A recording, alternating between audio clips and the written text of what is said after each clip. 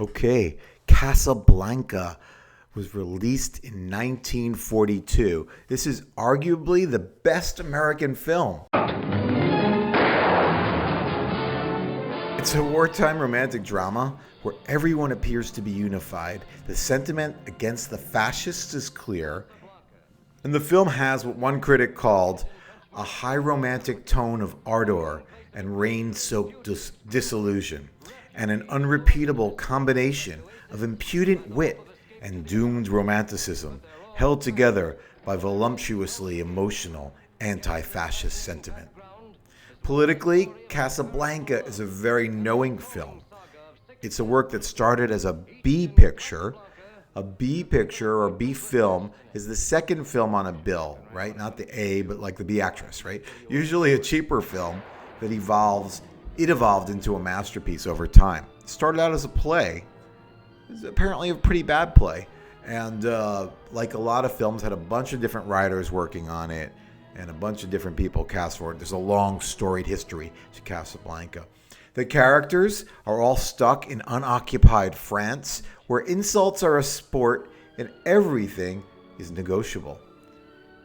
The nightclub, Rick's, Humphrey Bogart's big white nightclub, is representative of this made-up world, right? Actually, this opening of Casablanca with this newsreel kind of documentary propaganda vibe is all made up. There was no kind of limbo waiting zone in Casablanca.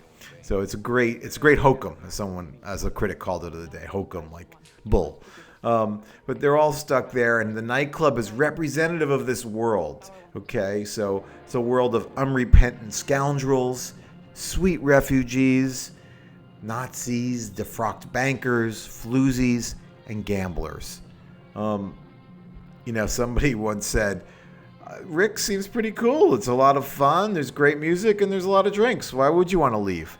But it's kind of this existential waiting zone where everybody was trying to get out. And in fact, this film has this feeling of American joy mixed in with this European, not exactly bitterness, but European, I don't know the word for it, like existential longing.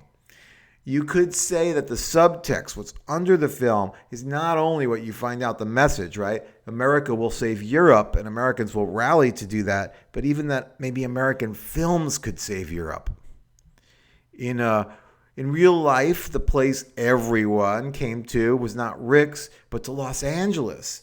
All the European refugees who we spoke about earlier were there. People like Stravinsky and Schoenberg, authors like Aldous Huxley and Ayn Rand, actors, directors, and technicians from UFA, from the UFA studio. Now, propaganda has been defined as information, especially of a biased or misleading nature, used to promote or publicize a particular political cause or point of view.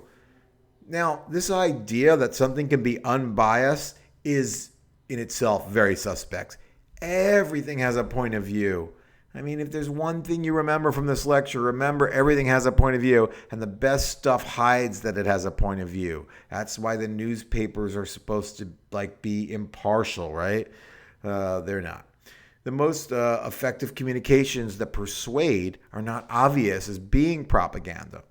So, of course, we're watching propaganda in the documentary Triumph of the Will. It's obvious that she is elevating Nazi Germany to this mythic, heroic status.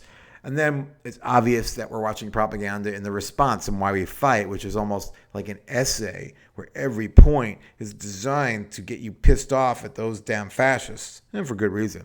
Listen, Leni Riefenstahl truly believed the perspective of the Nazis, and she was a gung-ho for it, and she went with that system and was funded by it. To me, she's as much of a war criminal as any Nazi and should have been tried for her crimes against humanity. Now, her films weren't as horrible and evil as some of the other ones, like Jude Zeus, Sweet Jew, which compared Jews to rats, okay? But still, her films were so influential. I mean, these were screened in theaters many times during this era to bring back this sense of German nationalism. Really, it was like the Nazis were so ahead of their time, they were using film like a big branding ad agency.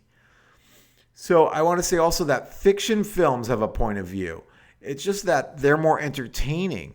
And the more entertaining a work is, and especially if it's presented as fiction, if it's fiction, the more likely we are to absorb the values of the film. So that's another really interesting point. If it's a story movie and not preachy, right? Not, oh, we have to learn something. And if it's entertaining, it can really impart values into our head. Think of something like Top Gun, right, from the 1980s. A lot of ideology and propaganda in that. So Casablanca itself, it wasn't made to create propaganda. It was made to make money, right? Like most products. I mean, these were business people, the studios. However, as you read, or will read, you better read, the article on Casablanca, the producers were savvy enough, they were smart enough to go with what was happening in the U.S., right? This mobilization towards war and the proclamations around it and the encouraging of the studios and the events of the day, right? Things started happening in North Africa, coincidentally, and Hal Wallace used that for mutually beneficial results, both for the film studio and their profits and for the country. So enjoy Casablanca. See you soon. Bye-bye. Why are you still listening?